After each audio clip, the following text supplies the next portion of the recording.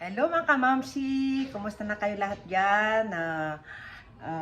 So, nagtataka kayo kung bakit nakasombrero si Mami. So, nag-ano lang ako, nag-try lang ako kasi galing ko sa France. Yung dati kong ginamit sa ano ng pag-ship kuno-kuno.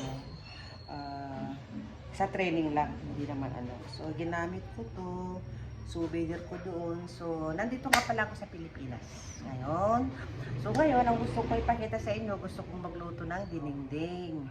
Ngayon, ito pa yung mga gagawin natin. So, gusto ko kayong kumustahin at sana nasa mabuti kayong kalagayan. So, ako ngayon, bawas stress kasi ito, umuwi nga ako, nagbakasyon. Hindi naman for good, pero for 2 months dito sa Pinas, din 1 month sa Dubai. Then, pakikita ko lang sa inyo dahil namalingki kami ng kapatid ko. Ito, ipakikita ko sa inyo yung aking mga binili. Ngayon, gagawin natin, hindi ko alam kung alam nyo itong mga gulay na to. Kayo mga Ilocano dyan. So, ito, ang luto ni Mami, iti dinengdeng. Kat, ati tisangkap tayo, nga may pakitak pa muna bago tayo agluto niya.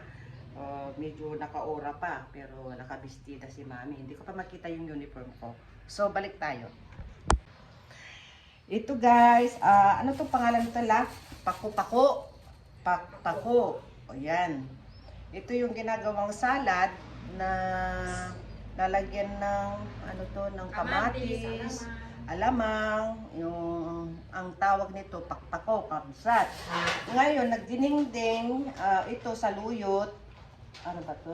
Saluyot, tapos ano to yung ano, bulaklak ng kalabasa. Walang masasayang sa akin dahil kukunin ko ulit ang mga dahon. So ito mga kababayan, mga kakabsat, ito ay yung talbos ng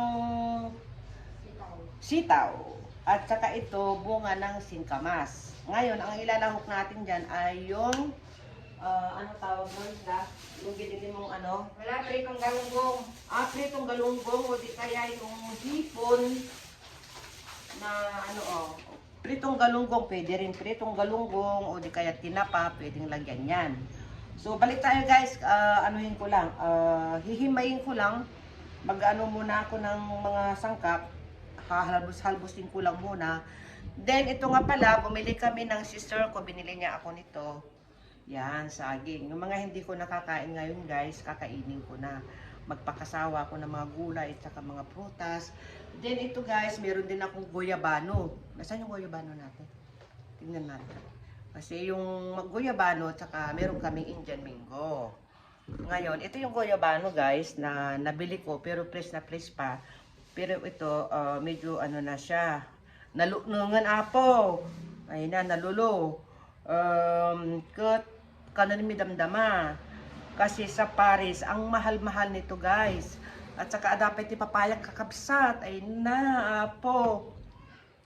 Inya mo to na nakuha yun. So, ata, papaya. Ayan. Thank you. So, balik tayo guys. Balik tayo.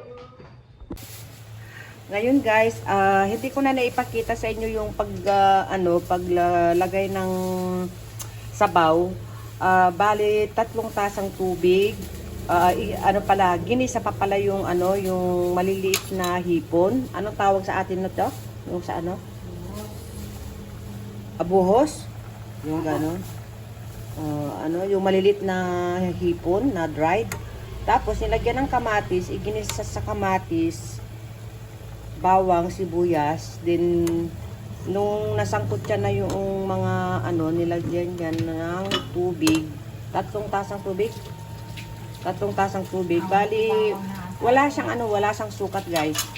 So ngayon, ilalagay na natin itong ng singkamas. Ano to? Bunga ng singkamas. Yan. Isusunod na. Yan po. Yan ang pagluluto. Buhay probinsya. Ay, hindi pala. Abangan nyo guys yung aking yung vlog ko sa pagbabalik probinsya ko. So, after my birthday na lang. So, ngayon, ilalagay din natin itong saluyot. Ayan. Mga hugas na to guys. Hugasan na yan. Ayan. May sumampa pa.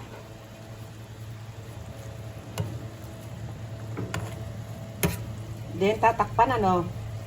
Sis, tatakpan. Hintay maluto yung saluyot. Then, saka ilagay yung ano. Sa bagay guys, marami naman nagbablog. Pero, ng mga gulay. Pero, kanya-kanyang version ba? Kasi kami, original, Pangasinan, tsaka Pangasinan, tsaka Nueva Ecija. So, ito yung version ng tatay namin. So, ito, susunod na namin itong talbos ng kalabasa.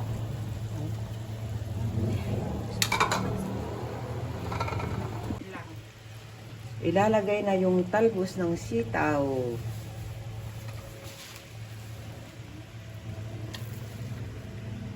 Ayan guys. Talbos ng sitaw at saka talbos ng kalabasa. Yung ano ng kalabasa yan eh, yung dahon. Bulaklak. Ayan. Kasunod na yung bulaklak. Tapos, isusunod na yung bulaklak. Then, kapag medyo itatakpan lang namin guys. Tapos, babalik kami. Balikan ko kayo. Okay na. Ayan na guys. Ito na yung salad. Ensalada na pakpako with matching sibuyas with tomato. Tapos, ito na yung dinengdeng. Tapos, ito na yung kanin. So, kain na tayo po. Ayan, simpleng pagkain, pero masarap at masustansya. So, hope you like it, guys. So, don't forget to like and subscribe. This is again, Mami Ning. Welcome back sa Pilipinas. Nandito ako sa Pinas. Yan. Ano naman kasi yung kapitbahay na. Yan. Yan ang buhay ng Pilipinas, guys. Malapit lang kami sa Patwalk. So, yung mga nagtitinda ng mga kung ano-ano. So, kung gusto mong kumain ng merienda, balot, at saka chicharon sa gabi, pwede rin. Ayan, guys. So, thank you for watching. Love you, guys. Bye-bye. Kain na tayo.